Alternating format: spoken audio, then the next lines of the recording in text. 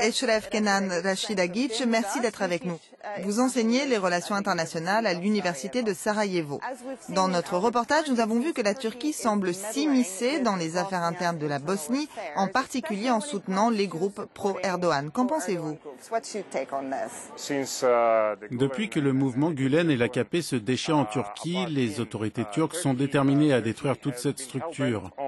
Ce qui va à l'encontre des intérêts de la Bosnie-Herzégovine, parce qu'il y a ici d'excellentes institutions éducatives qui donnent une éducation aux adolescents et qui offrent de nombreuses opportunités d'emploi dans l'enseignement, où les postes ne sont pas nombreux ici. Donc, où est l'intérêt de la Bosnie dans tout ça? Il y a une longue histoire commune entre les Balkans, dont la Bosnie, et l'Empire ottoman, aujourd'hui la Turquie. Et les Turcs sont toujours bien présents dans la région. Les Balkans, de ce point de vue, sont essentiellement les victimes de leur propre passé, si on peut le dire ainsi. La Turquie peut affirmer, comme on l'a vu plusieurs fois par la voix de responsables politiques turcs comme Erdogan lui-même, qu'elle est de retour, qu'elle est présente ici, sans que nécessairement personne ne le lui demande. Mais en ce qui concerne la Bosnie en particulier, je dirais que les liens financiers, économiques et autres de la Turquie sont plus forts, disons, avec la Serbie qu'avec d'autres pays, comme la Bosnie, dont on pense pourtant que c'est le cas, mais c'est faux.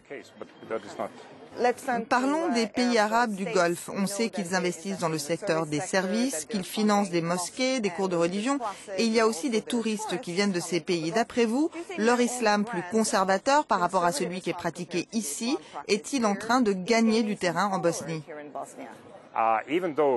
Même si un certain nombre de pays arabes du Golfe ont construit des mosquées en Bosnie-Herzégovine ou contribué à leur construction, aucun n'a nommé le moindre imam.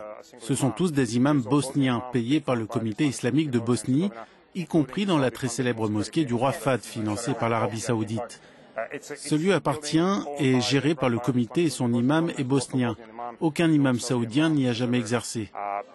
Il faut bien faire cette distinction quand on parle du rôle des pays arabes dans la construction de mosquées en Bosnie-Herzégovine. Les Saoudiens ne les gèrent pas, ils ne les possèdent pas. Parlons des groupes radicaux islamistes. Ils ont prospéré ici d'abord dans les années 90 pendant la guerre, puis à nouveau lors de l'émergence du groupe État islamique au Moyen-Orient. A-t-on des preuves que des pays ou des groupes arabes financent des radicaux ici en Bosnie?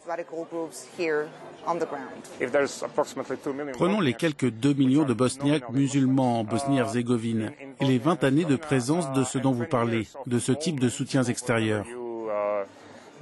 On voit que le nombre de jeunes radicaux ici atteint quelques milliers.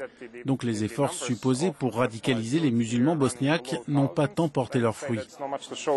Ce que je veux dire, c'est que si les musulmans bosniaques ne sont pas devenus des islamistes radicaux, violents, pendant ou immédiatement après la guerre, je ne vois pas vraiment comment ils pourraient devenir des musulmans radicaux maintenant.